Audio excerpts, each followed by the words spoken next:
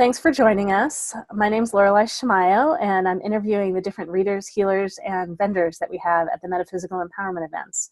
So today I'm here with Cristine Hahm. Cristine, please share a little bit about what your work is that you love to do, that you share at the events. Okay, hi Lorelei, and thank you. My work is in helping people navigate transformation and find more joy in their lives. And I also give people a direct experience with the sacred. It's work that is very meaningful to me, and I love helping people move forward on their path. And I do this work through energy healing. So I am a Reiki master and a certified crystal healer, and those are my main modalities. I'm one of those people who's kind of a lifelong learner, so I have a lot of bags in my energy, a lot of tricks in my energy healing bag. And I also work with, in addition to the Reiki and the crystals, I work with sound and vibrational healing, so tuning forks, vocal toning, Tibetan bells. I work with essential oils and the vibrations of those to support the healing. And I also do shamanic healing work. So when I'm in a session with a client, I do connect with spirit and receive information for that client. And I believe that information comes through in order to help empower the client, have a deeper understanding of some of the reasons and perhaps causes for the different issues that are coming up for healing at that time, and that knowledge empowers them to be a co-creator in their healing during our session as well as long after our session. So that's a little bit about what I do. Oh, it's great. I know I felt tingles all around my body as you're sharing about what work that you do. Just so share a little bit about the crystals and how do you use the crystals in your work, and how does you integrate the different pieces together? Right. So most of the clients that tend to be drawn to me are people that are like me. They're real crystal lovers. And I work with crystals I think of them as sort of healer supporters. And so what I do when I work with clients is I have a vast array of crystals for people to select from. I have a couple of them right behind me here. Rose quartz is kind of a real popular one around love, self-love, and compassion. And I work with a lot of other crystals as well. And so I have clients pick out crystals that they're drawn to, and then incorporate those crystals as well as additional crystals that I select for them into the healing. And the way that I do that is to place them on the body, usually along the chakras on the body. My clients are reclining on a comfortable, cozy table. And if the crystal is too big or too pointy or too delicate to go on the body, then I place them under the table. So I have some teakwood plates where I build crystal grids and just work with them in that way. So I think of them as additional support to the healing work that we're doing. Different crystals have different vibrations and abilities to help very specific issues. So they're a wonderful resource to add into the healing work. Oh, that's great. So I imagine that when you do a private session, it's easier to have all that happen together. What do you do at a fair? Do you have people lay down at a table there too, or how does that work? Yeah. So when I work with someone in a private session, really the main difference between that and a fair session is the length of time. So the fair sessions are sort of a shortened versions of what happens in a private session. And at a fair, I bring my table. It's very cozy with lots of different blankets and pillows to make sure clients are comfortable.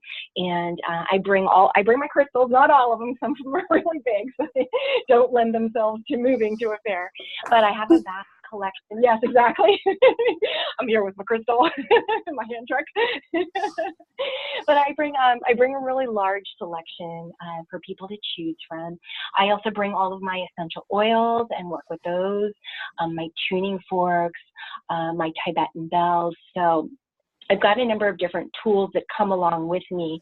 And the client and I, like I said, work very similarly to a private session. It's just shortened. So we'll have a brief consultation to start with where they can share any concerns with me if they have any questions.